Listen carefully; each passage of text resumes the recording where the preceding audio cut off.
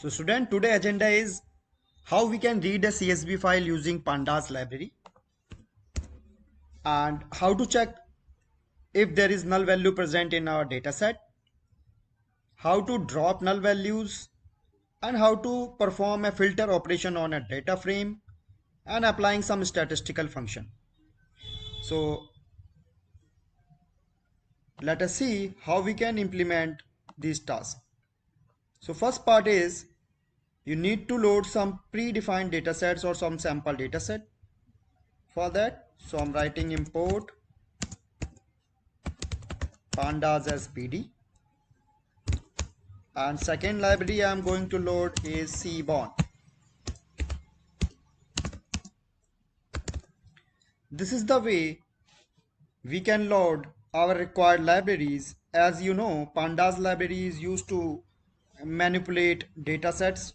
You can perform manipulations over datasets, and cbond is a library by which you can make different types of charts and graph.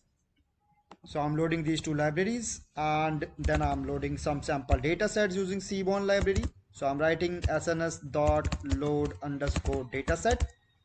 It is a predefined function, and one predefined dataset is present in this library, that is planet. So you can see this is the data having some columns such as method, number, or orbital period, mass, distance, and year.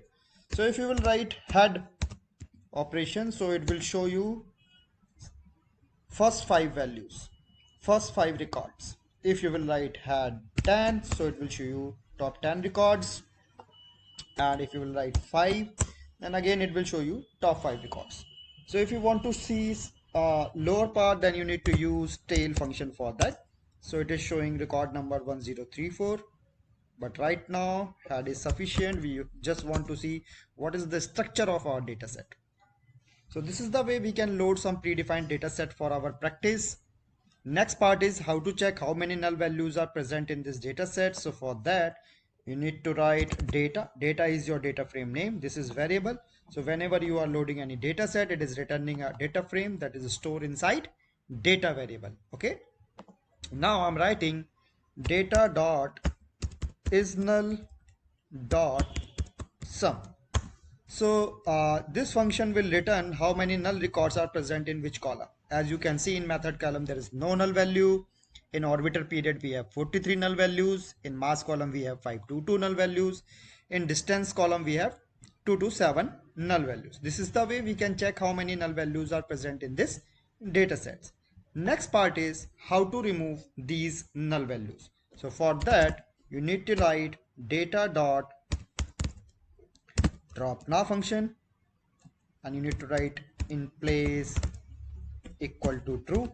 So this will permanently delete null values from your data set, and again check data dot is null dot sum.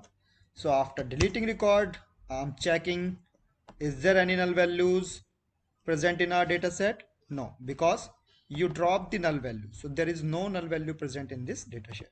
So if you want to check the shape of your data, means how many records are remaining, so we have 498 records and 6 column. Okay, this is the way we can remove null values. Next part is how we can perform a filter operation on a data set. Okay, so again I am printing data for you so that you can understand what is going on. So this is my data set. Okay, so we have some columns like orbital period, mass, and distance. Okay, and as we have seen, total 498 records are present in this data set, and I'm going to perform one filter operation. So I want a mass that is greater than 10. So I need to write data dot lock function. Okay, and I want data dot mass that is greater, this should be greater than 10. So it will show me all the mass that is greater than 10. So we want to check how many records are there. So total 26 records are there that are having mass greater than 10. This is the way we can perform filter operation. Even if you do not want to display all the records, so you can write had 10. So we'll get 10 records. This is the way we can perform filter operation. Moreover, we can draw a box plot in programming language. So let us see how we can draw a box plot using Python programming language. So for that you need to load Seaborn library that we have already loaded. In my first tab you can see I have written import Seaborn as SNS. So I'm going to use the same object to draw a box plot. So I'm going to write SNS dot box plot and your data frame name, bracket open, and your column name. So let us say we want to draw a box plot for the mass column. So this is the box plot for the mass column. Okay, and these all are outliers. So जो आपको box plot के बाहर ये dots दिखाई दे रहे हैं, right? So we call them outliers. Now let us perform some statistical operations on our data set. How to perform a statistical operation?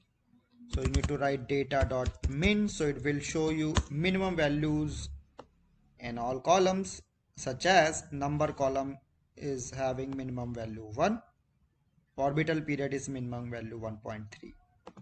How to check maximum value? Just write max column, so it will show you maximum values in all columns.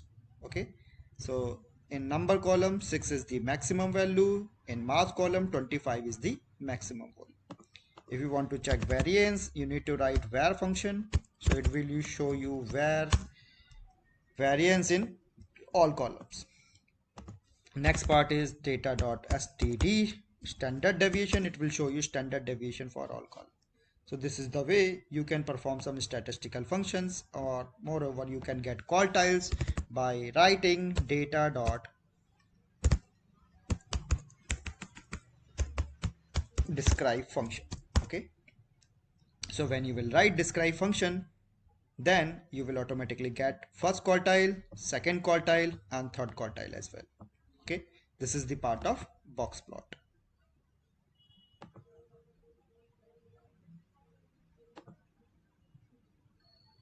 Final part, that is how to read a CSV file using Pandas library.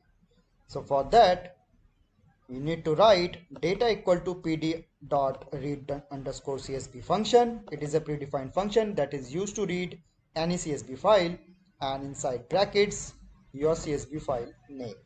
This is the way you can read any CSV file.